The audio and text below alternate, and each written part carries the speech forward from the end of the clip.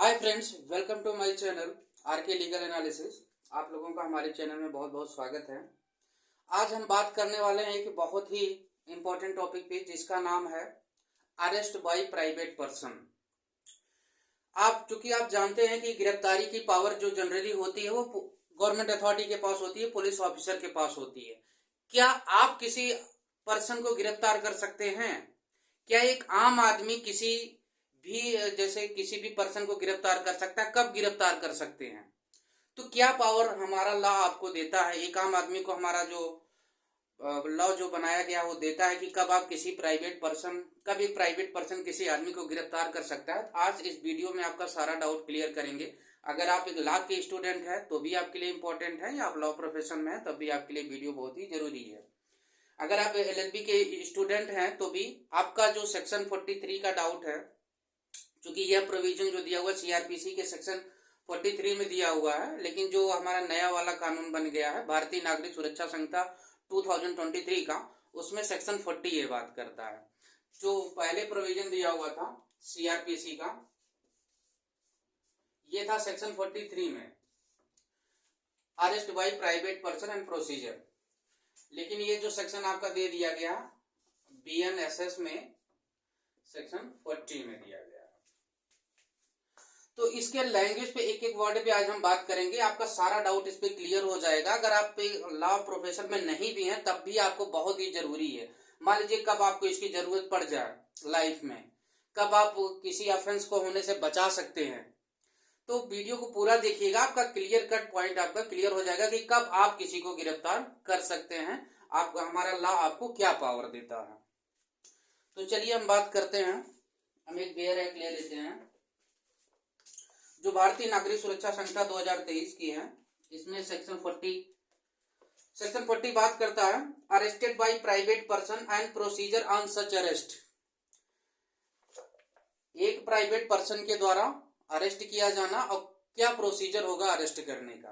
तो चलिए बात करते हैं। चलिए मैं पहले आपको बता देता हूं। बीइंग अ प्राइवेट पर्सन, आप एक प्राइवेट पर्सन है, आप एक आम आदमी हैं, तो आप कब किसी को गिरफ्तार कर सकते हैं? बाकी तो बहुत सारे प्रोविजन है पुलिस ऑफिसर के लिए कब वो किसको गिरफ्तार कर सकते हैं, लेकिन मैं आज मेन जो बात करने वाला हूं एक आम पब्लिक की, जो गवर्नमेंट अथॉरिटी में नहीं है, जो पुलिस डिपार्टमेंट नहीं है, वो कब किसी को गिरफ्तार कर सकता है? एक जनरल मैन। तो वो दो कंडीशन में किसी को गिरफ्तार कर सकता है। पहला पॉइंट है कि कोई एक प्रोक्लेम्ड ऑफेंडर हो।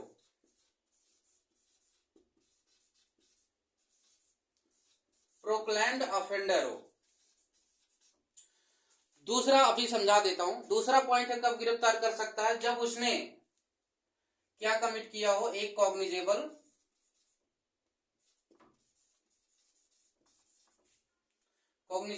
And non बैलेबल offence. आप परेशान मत होइए, मैं भी समझा दे रहा हूं। आप एक आम नागरिक हैं, आप किसी को कब गिरफ्तार कर सकते हैं? केवल दो कंडीशन है जब आप किसी को गिरफ्तार कर सकते हैं। किस आदमी को गिरफ्तार कर सकते हैं? एक पॉइंट और याद रखिएगा, इसमें प्रेजेंस की बात की गई है। प्रेजेंस, एट प्रेजेंस, आपके सामने वो अपराध हुआ हो। आप प्रोक्लेम्ड ऑफेंडर को गिरफ्तार कर सकते हैं। प्रोक्लेम्ड ऑफेंडर की बात कर लेते हैं, कौन होता है? जैसे आप देखते हैं कि कभी कभी कोई अपराधी जो है अपने आप को पुलिस कोर्ट में सरेंडर नहीं करता, या पुलिस ऑफिसर को सरेंडर नहीं करता, हमेशा भगौड़ा होता है, जिसे कह सकते हैं भगौड़ा। किसी ने अपराध किया, कंटिन्यू भाग रहा है, या वो जो गिरफ्तार हुआ जेल से भाग गया, मतलब वो कि वो कंटिन्यू भाग रहा है, अपने आप को पुलिस के सामने या कोर्ट के सामने प्रेजेंट नहीं कर रहा है। उसके ऊपर सरकार एक जो है कुछ आप देखते हैं कि कुछ पैसे लगा देती है, आप इसको पकड़ने के लिए 10 लाख रुपए, या इसको पकड़ने के लिए 15 लाख रुपए जो इसकी सूचना देगा।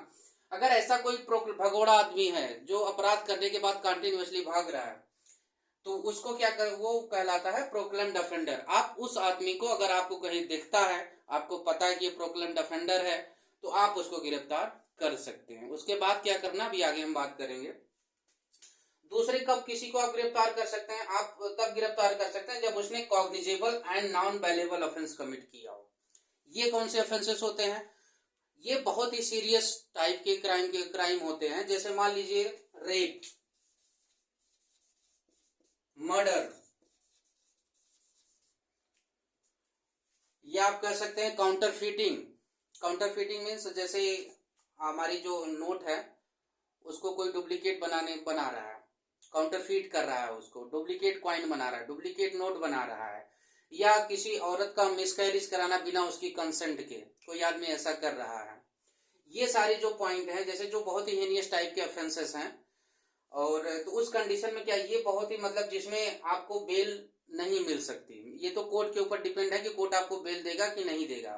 नॉन बेलेबल ऑफेंसेस, कॉग्निजेबल बहुत ही सीरियस टाइप के ऑफेंसेस होते हैं, जिसमें जो कोर्ट उसको आदमी को क्या करती है कि जरूरी नहीं कि बेल दे दे। बहुत ही हीनियस टाइप के ऑफेंसेस होते हैं, जैसे रेप, मर्डर, काउंटरफीटिंग, क्वाइंट, या ह्यूमन बीइंग की जो है खरीदारी करना आदमी को, तो इस टाइप के ऑफेंसेस जो होते हैं cognizable and non bailable offences में आप किसी को गिरफ्तार कर सकते हैं।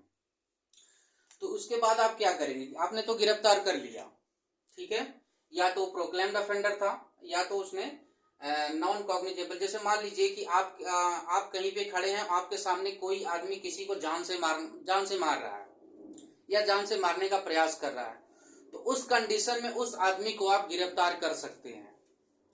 समझ में आई बात?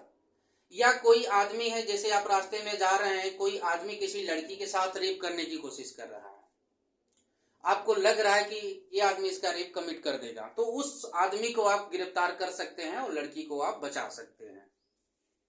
तो इस टाइप के ऑफेंसेस होते हैं।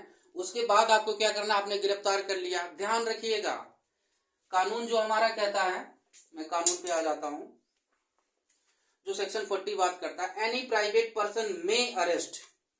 यहां पे एक वर्ड दिया हुआ में, जरूरी नहीं आप गिरफ्तार करें। मान लीजिए कि वो वहां पे 8-10 लोग हैं, वहां पे सिंगल आप गिरफ्तार करने के लिए पहुंच गए, तो जाहिर सी बात है कि आपके ऊपर खतरा आ जाएगा, आप नहीं कर पाए। तो यहाँ नेसेसरी नहीं है, अगर आप कर सकते हैं, आप उस लायक हैं, तो आप करिए। अपना जान आप जोखिम में डाल के कैसे करेंगे?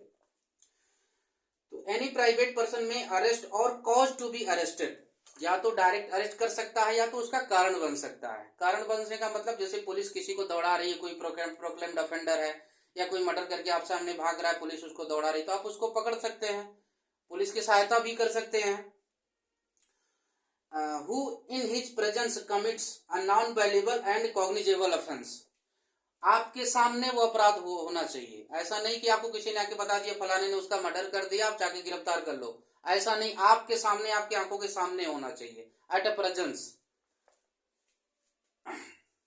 कॉग्निजेबल ऑफेंस और non bailable and cognizable offence और एनी प्रोक्लेम्ड ऑफेंडर, हमने बता दिया आप दो लोगों को गिरफ्तार कर सकते हैं, प्रोक्लेम्ड ऑफेंडर और कॉग्निजेबल या नॉन बेलेबल ऑफेंस जिसने कमिट किया हो।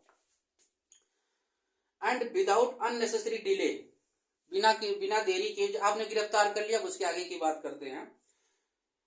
But within 6 hour from such arrest, पहले ये प्रोविजन नहीं था, इसको अंडरलाइन कर लीजिए, पहले केवल अननेसेसरी डिले था, लेकिन इस जो न्यू लॉ आया हुआ है इसमें 6 घंटे की एक प्रोविजन दे दिया गया। 6 घंटे के अंदर आपने इस आदमी को गिरफ्तार कर लिया या इस आदमी को गिरफ्तार कर लिया, तो 6 घंटे के अंदर आपको क्या करना है, पुलिस ऑफिसर को हैंड ओवर कर देना है। कहाँ पे, जैसे मान लीजिए पुलिस किसी को दौड़ा रहा है, आपने आप पकड़ा, उसको अरेस्ट कर लिया, तो आपको तुरंत वहीं पे पुलिस ऑफिसर को सरेंडर कर देना। पुलिस ऑफिसर नहीं है वहां पे, आपने अरेस्ट कर लिया, तो 6 घंटे के अंदर जो नियरेस्ट का पुलिस स्टेशन है, आप वहां पे पुलिस को हैंड ओवर कर दीजिए। दैट इज योर ड्यूटी, अगर आप एक आम नागरिक हैं। उसके बाद बात करता है, but within 6 hour from such arrest shall make over और cause to be made over any person so arrested to police officer, आप उसको हैंड ओवर कर देंगे। और in the absence of police officer take such person और cause him to taken in the custody of nearest police station, police officer अगर नहीं है वहां पे, तो आप जो नियरेस्ट का पुलिस स्टेशन होता है, 6 घंटे के अंदर आप पुलिस स्टेशन को उसको हैंड ओवर कर दीजिए। आगे का प्रोविजन क्लास 2 क्या कहता है, if there is reason to believe that such person comes under the provision of subsection 1 section 35, police officer shall take him custody. आपको पता होगा कि जो सीआरपीसी का प्रोविजन सेक्शन, जो सीआरपीसी का सेक्शन 41 था, अब वो जो BNSS का सेक्शन आपका 35 हो गया।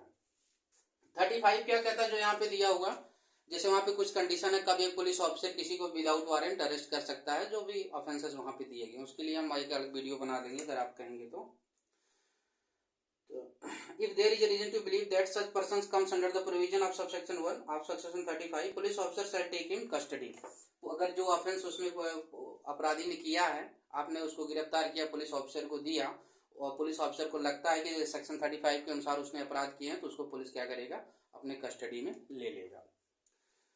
थर्ड क्लॉज में दिया हुआ, there is reason to believe that he has committed a non cognizable offence, और अगर वहां पे पुलिस ऑफिसर को लगता है कि उसको कोई बिलीव होता है कि इसने नॉन कॉग्निजेबल ऑफेंस कमिट किया है, मतलब ऐसा अपराध किया है जो बहुत ही मतलब हीनियस नेचर का नहीं है, ठीक है, तो उस कंडीशन में क्या करेगा, और पुलिस ऑफिसर के पूछने पे and he refuses on the demand of police officer to give his name and residence, police officer उससे पूछ रहा है कि अपना नाम और एड्रेस बताओ, तो वो मना कर रहा है, give name residence which such officer has reason to believe he falls, अथवा पुलिस ऑफिसर को लगता है कि ये जो बता रहा है वो गलत बता रहा है, अपना नाम एड्रेस गलत बता रहा है, he shall be deal with under provision of section 39।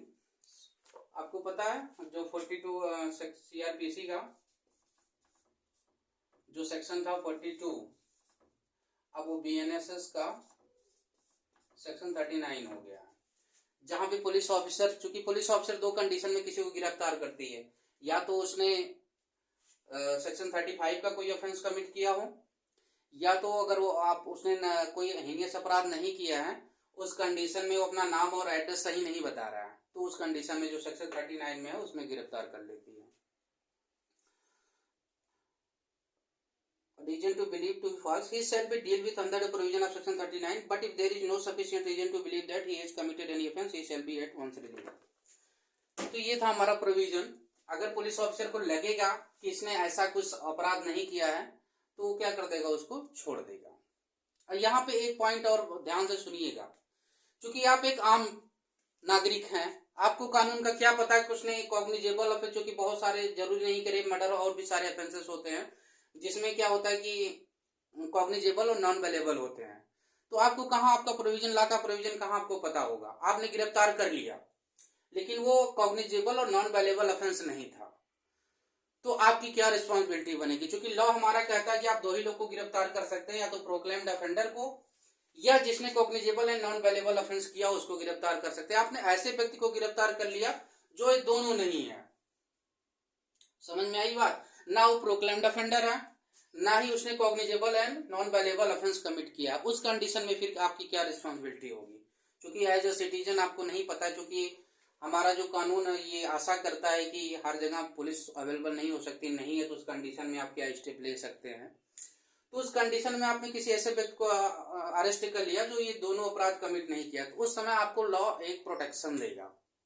जो हमारे IPC का सेक्शन है 79 मिस्टेक ऑफ फैक्ट। अगर बोनाफाइड आपने अरेस्ट किया है, आपका कोई गलत इंटेंशन नहीं था पकड़ने का, आपके मन में कोई गलत इच्छा नहीं थी, तो IPC का जो इस समय भारतीय न्याय संहिता का जो सेक्शन हो गया 17, भारतीय न्याय संहिता का जो सेक्शन 17 है वो आपको प्रोटेक्शन देगा। आपको जो आपकी कोई मतलब अगर आपने बोनाफाइड और एक जस्टिफाइड रीजन से आपने अरेस्ट किया है, कोई आपके अंदर इलविल का इंटेंशन नहीं है, तो ये सेक्शन आपको प्रोटेक्शन देगा, आप बच जाएंगे, आपके ऊपर कोई लायबिलिटी नहीं आएगी। तो ये था पूरा प्रोविजन कि कब एक आम आदमी किसी को गिरफ्तार कर सकता है।